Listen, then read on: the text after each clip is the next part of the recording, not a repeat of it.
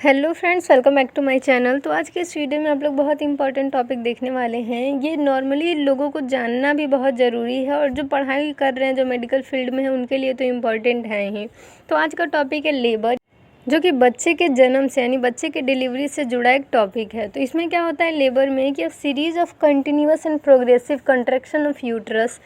इसमें क्या होता है कि जो बच्चेदानी होता है उसके मसल्स लगातार सिकुड़ती हैं और वो पहले धीरे धीरे होंगी और फिर वो बहुत तेज़ होने लगेंगी, ठीक है। और यही साइन होता है, यही एक तरह का इंडिकेटर होता है कि बच्चे का जन्म अब होने वाला है, ठीक है। तो ये क्या है, अगर एक लाइन में डेफिनेशन याद करें तो series of continuous and progressive contraction of uterus.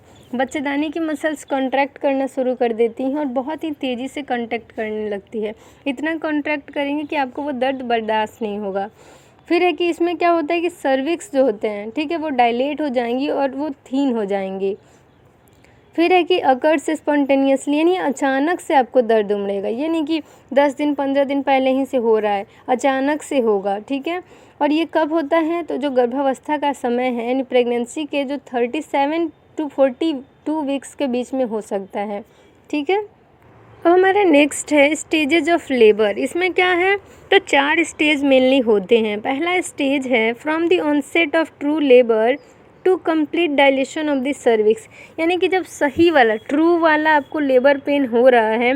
और ट्रू लेबर कौन सा होता है, ये लगातार होता है और धीरे धीरे बढ़ेगा। ये जो दर्द है, ये जो कॉन्ट्रैक्शन यूट्रस का, वो बढ़ता है, ठीक। और इसमें कोई भी दवा कुछ भी आप ले लीजिए, आपको आराम नहीं मिलेगा। तो वो होता है ट्रू लेबर। जब से ट्रू लेबर यानी सही वाला एकदम लेबर पेन स्टार्ट हुआ है, तब से लेकर जब तक आपकी सर्विक्स जो है वो फैल नहीं जाती है, यानी सर्विक्स डायलेट नहीं हो जाती है, तब तक हमारा फर्स्ट स्टेज है, ठीक है।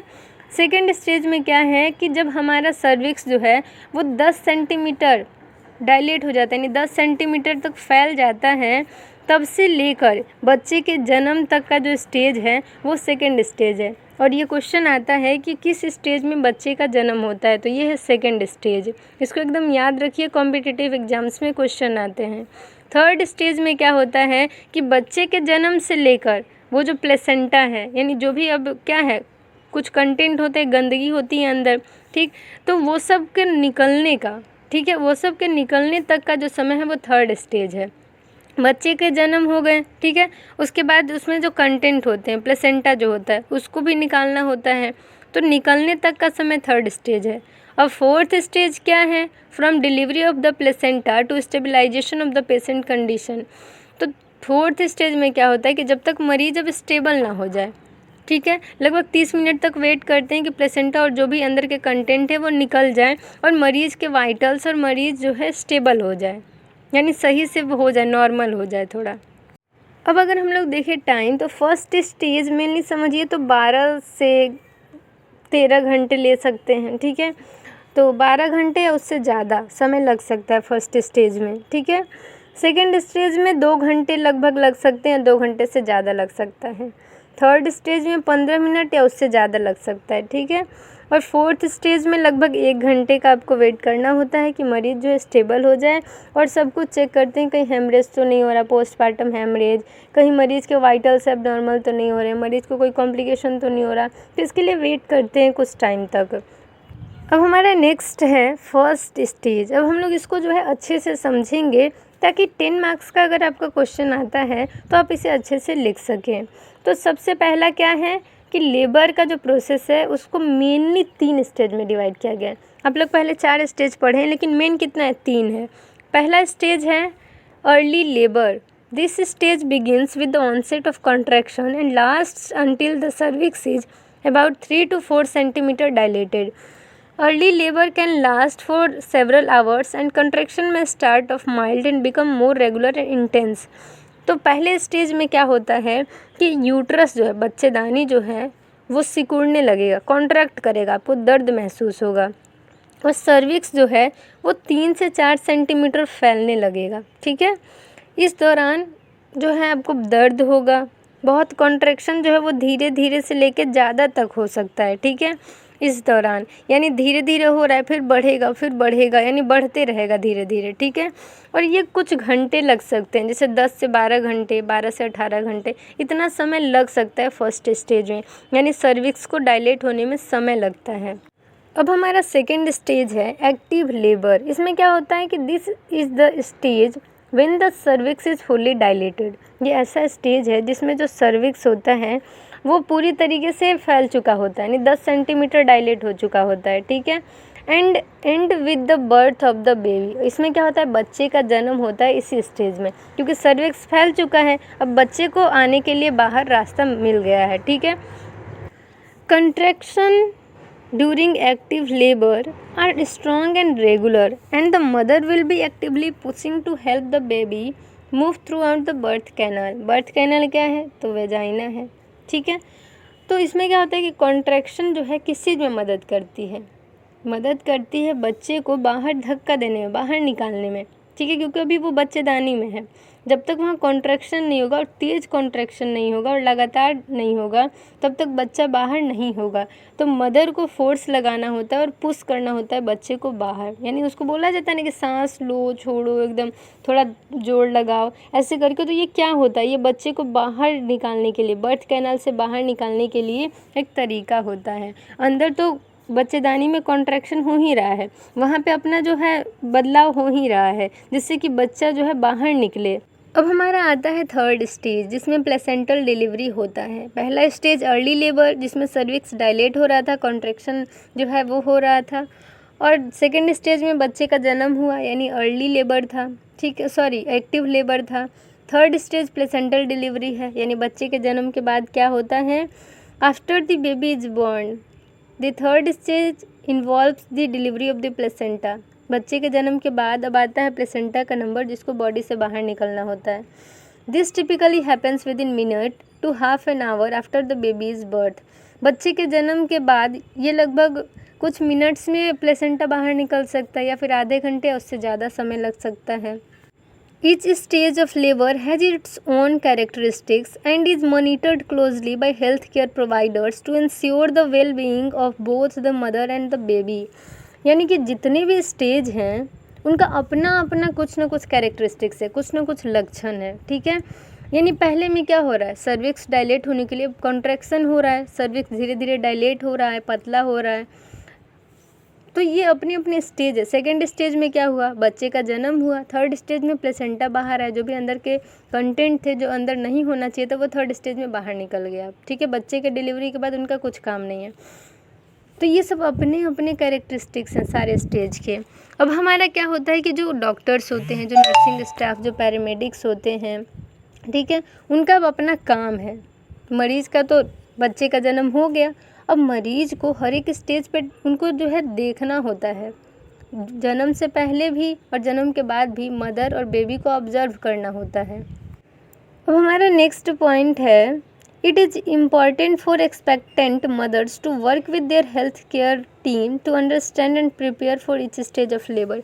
देखिए यहाँ पे जो डॉक्टर्स होते हैं, जो भी वहाँ के हेल्थ केयर वर्कर होते हैं, हेल्थ केयर वर्कर का काम क्या है, मरीज़ को देखना, उनकी सुरक्षित जो है डिलीवरी करवाना, ठीक।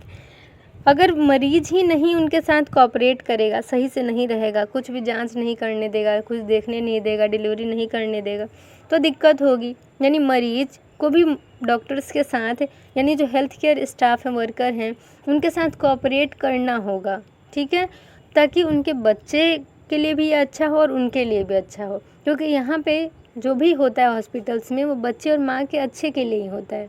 तो जो भी हो रहा है वो होने दें, ठीक है, उसमें कोई रुकावट ना लाएं। अब हम थोड़ा डिटेल में हर एक स्टेज को समझ लेते हैं। तो अर्ली लेबर में क्या था कि इसमें लगातार कॉन्ट्रैक्शन होना शुरू हो गया था, बच्चेदानी का कॉन्ट्रैक्शन हो रहा था। ये क्या करता है, तो सर्विक्स को फैलने में मदद करता है और सर्विक्स को पतला होने में मदद करता है, ठीक है। अब इसका ड्यूरेशन देखें तो कुछ घंटे इसमें लग सकते हैं। ये पर्सन टू पर्सन, यानी एक महिला में कुछ मान के चलिए 12 से 18 घंटे या 10 से 12 घंटे लग रहे हैं, तो कुछ में ज़्यादा समय लग रहा है, कुछ में कम समय लग रहा है। यानी टाइम जो है वो अलग अलग होता है हर एक महिला के लिए। कॉन्ट्रैक्शन जो होता है अर्ली लेबर में वो धीरे धीरे होगा, फिर तेज़ होगा, और ये क्या होता है ना कि मे भी हो सकता है कि ये पहले आपको दर्द हुआ, कॉन्ट्रैक्शन फील हुआ, फिर वो रुक गया, यानी ये ट्रू लेबर नहीं है, फॉल्स लेबर भी हुआ करते हैं। ठीक है, अगर लेबर ट्रू लेबर कौन सा सही है, तो वो आपको कॉन्ट्रैक्शन हो रहा है और वो लगातार हो रहा है और वो एकदम बहुत समय तक होते रह रहा है। ठीक है, और बढ़ रहा है, जो वो कॉन्ट्रैक्शन है वो बढ़ भी रहा है, तो ये ट्रू लेबर है। इस स्टेज में और क्या होता है, तो मरीज को अगर घर में है तो उसको कुछ प्रैक्टिसेज करनी होती हैं, ज़्यादा से ज़्यादा पानी पिए, थोड़ा टहले, ठीक है, कुछ सांस की जो एक्सरसाइज होती हैं वो करें, ठीक है, ताकि मरीज़ का सेफली डिलीवर हो सके। ठीक है, बच्चे जो हैं उनके अच्छे से डिलीवर हो सकें, डिलीवरी अच्छे से हो सके। अब सेकेंड स्टेज में क्या होता है, तो एक्टिव लेबर में क्या होता है, सर्विक्स 3 से 4 सेंटीमीटर डायलेटेड था, अब वो डायलेशन जो है बढ़ रहा है और 10 सेंटीमीटर तक हो रहा है। ठीक है, 10 सेंटीमीटर होने के बाद क्या होता है, कुछ घंटे बाद कॉन्ट्रैक्शन बढ़ जाता है और क्या होता है कि वो बहुत समय तक कॉन्ट्रैक्शन होते रहता है। ये ट्रू लेबर है। ठीक है, इसमें क्या होता है कि बच्चे को जो है अब जन्म होने का समय आ गया, यानी बच्चा जो है इस टाइम डिलीवर होता है, बर्थ कैनाल से बाहर निकलता है। इस टाइम दर्द को मैनेज करने के लिए, मरीज़ को बहुत दर्द हो रहा होता है। ठीक है, आपने सुना होगा 7 हड्डियों को टूटने का दर्द होता है बच्चे को डिलीवर करते टाइम, तो इस दर्द को मेंटेन करना होगा। इसके लिए दवाइयाँ दी जाती हैं कुछ, और कुछ एपिड्यूरल जो है एनेस्थीसिया जो है माना जाता है कि देने से आराम मिलेगा मरीज़ को। ठीक है, तो एपिड्यूरल एनेस्थीसिया दिया जाता है चाइल्ड बर्थ के टाइम, और कुछ दवाइयाँ दी जा सकती हैं। ठीक है, मदर को कहा जाता है कि वो एक्टिवली थोड़ा जोर लगाए, यानी थोड़ा सा पुश करे, ताकि बच्चे जो है सेफली जो है डिलीवर हो सकें। अब हमारा थर्ड स्टेज है प्लेसेंटल डिलीवरी। इसमें बच्चा तो जन्म ले लिया थर्ड स्टेज में, अब क्या है कि जो प्लेसेंटा है, ठीक है, वो बाहर निकलना है। यूट्रस अभी भी कॉन्ट्रैक्ट कर रहा है लगातार, ताकि प्लेसेंटा यानी बची हुई जो भी चीज़ें हैं जिसका आप शरीर में कोई यूज नहीं है वो बाहर निकल जाए यूट्रस से। ठीक है, इसमें जो है हेल्थ केयर वर्कर जो है वो वाइटल साइन लेते हैं और देखते हैं कि मरीज़ का कहीं पोस्टमार्टम हेमरेज तो नहीं रहा, कहीं बहुत ज़्यादा ब्लीडिंग तो नहीं हो रहा, कहीं कोई इंजरी तो नहीं हो गई। ठीक है, प्लेसेंटा का कुछ भाग बचा तो नहीं है, सब कुछ चेक करते हैं और कॉर्ड को क्लैंप करके कट करके बच्चे को भी अलग कर देते हैं, और जो अम्बिलाइकल कॉर्ड है जिससे बच्चा जो है माँ से जुड़ा हुआ था उसको भी काट के बाहर निकाल देते हैं। ठीक है, तो आप समझ गए, प्लेसेंटा और जो भी अम्बिलाइकल कॉर्ड है वो सब बाहर निकलता है थर्ड स्टेज में, बच्चे का जन्म होता है दूसरे स्टेज में। और पहले स्टेज में क्या होता है, तो यूट्रस जो है कॉन्ट्रैक्ट करता है और सर्विक्स डायलेट होता है। ठीक, अब हमारा क्या है कि जो स्टेजेस हैं सारे, उसमें हेल्थ केयर वर्कर बहुत ही मेन रोल प्ले करते हैं। वो बार बार जो भी गर्भवती महिला है उनका चेकअप करते हैं, उनके बेबी का चेकअप करते हैं। ठीक है, और उनके वाइटल्स चेक करते रहते हैं, और सारे स्टेजेस जो भी लेबर के सारे स्टेज हैं उनको अच्छे से ऑब्जर्व करते हैं और सेफली जो है बच्चे की डिलीवरी करवाते हैं। ठीक है, और मेनली पर्पस क्या है, पर्पस है कि बच्चा भी हेल्दी रहे, स्वस्थ रहे, और माँ भी स्वस्थ रहे, और अच्छे से बच्चे की डिलीवरी हो जाए। ठीक है, बर्थ के टाइम में अपना प्लानिंग होता है कि कैसे बच्चे का डिलीवरी करवाना है, तो ये बहुत ज़रूरी होता है कि आप गर्भवती महिला के साथ जो भी करने वाले हैं, उनके बच्चे की डिलीवरी जैसे भी करवाने वाले हैं, उनसे उनका कंसेंट ले लें, उनको बता दें कि उनके साथ ये होने वाला है, ये प्रक्रिया होगी, ऐसे होगी, वो सब उनको समझा दिया जाए। ठीक है, तो आप ये वीडियो आई होप समझे होंगे, और ये जो टॉपिक है वो सच में बहुत इम्पॉर्टेंट है, तो आप जो है अच्छे से इसे पढ़ लीजिए, एग्ज़ाम्स में अक्सर इससे क्वेश्चन आया करते हैं।